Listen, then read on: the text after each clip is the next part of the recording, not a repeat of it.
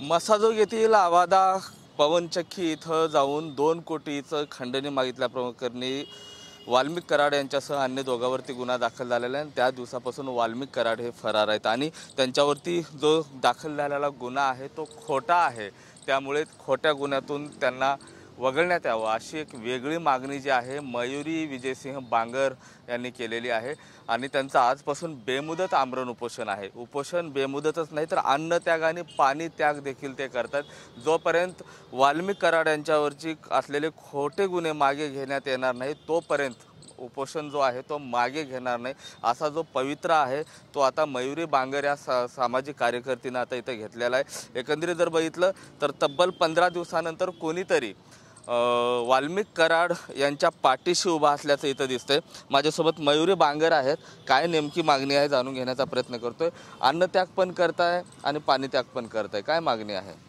हे बघा, मी अन्नाची भगिनी म्हणून हे नेतृत्व करत आहे। सर्व भगिनींच्या सगळ्या भगिनींचा आवाज आहे, त्यांचं नेतृत्व करण्याचा निर्णय घेतलेला आहे। गेले 20 दिवस झालं, आज मला वाटतं 21वा दिवस आहे। अण्णांवर आरोप होत आहेत की ह्या खुनामध्ये ते आहेत असं स्पष्ट उल्लेख होतोय अण्णाचा। मीडियामार्फत अण्णांच्या काही पोस्ट पडत आहेत, अण्णांची बदनामी केली जात आहे, ती मागे घ्यावी। अण्णांवर जे खोटे गुन्हे केलेले आहेत ते तात्काळ रद्द व्हावेत, ह्याच्यासाठी हे उपोषण आहे। अण्णा कुठे आहेत? अण्णा फरार का आहेत? अण्णांनी म्हणजे त्यांना ह्या सामाजिक बदनाम केलं जातंय। सामाजिक बदनामीतून त्यांना त्यांनी खूप प्रयत्न केले की ते खूप मोठे समाजकारक आहेत। ते काही दिवसात समोर येतीलच, सगळ्यांच्या प्रतिक्रिया देतीलच। तोपर्यंत त्यांची बदनामी थांबावी, त्यांच्यावर जी चिखलफेक झालेली ती थांबावी, त्यासाठी हा प्रयत्न आहे। त्यांच्यावर गुन्हा दाखल झालेला आहे। सीआयडीचं पथक पण त्यांच्या मागावरती आहे। सध्या गॅझेटमध्ये ते आरोपी म्हणून आहेत। सीआयडीचा तपास सुरू आहे। मग मी तेच सांगते की सीआयडीचा तपास सुरू असताना तुमच्याकडे काही पुरावे नाहीत, सीबीआयने त्यांचं काही नाव दाखवलेलं नाही, त्याच्या आतच तुम्ही कसं काय चिखलफेक करू शकता?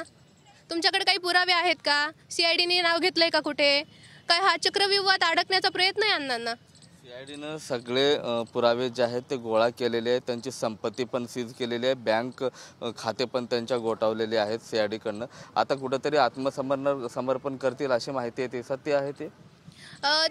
सीबीआय चौकशी जेव्हा मांडेल तेव्हाच निदर्शनात येईल की ते सत्य आहे की नाही। त्याच्याबद्दल मी आता काही टिप्पणी करू इच्छित नाहीये।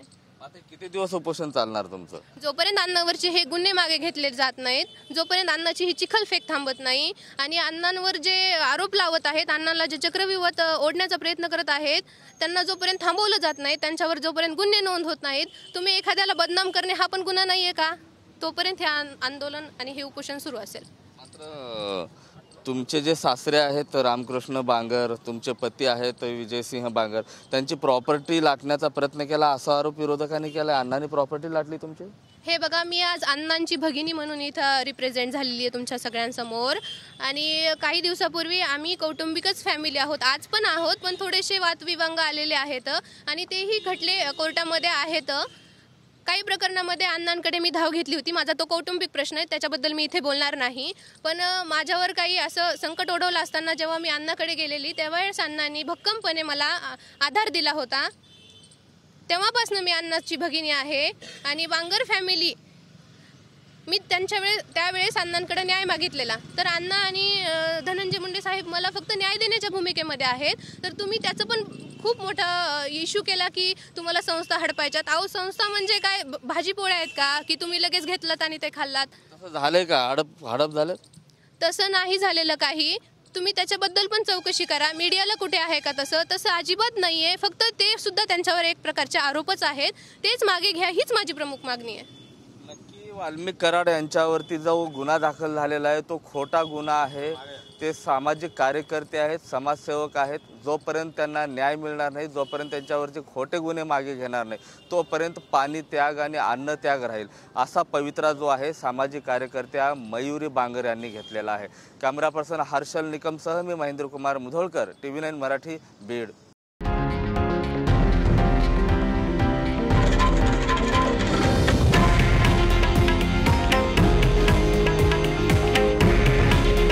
हे आहे देशातील नंबर 1 न्यूज नेटवर्क आणि आपण पाहत आहात TV9 मराठी। काळजी तुमची, हित महाराष्ट्राचं.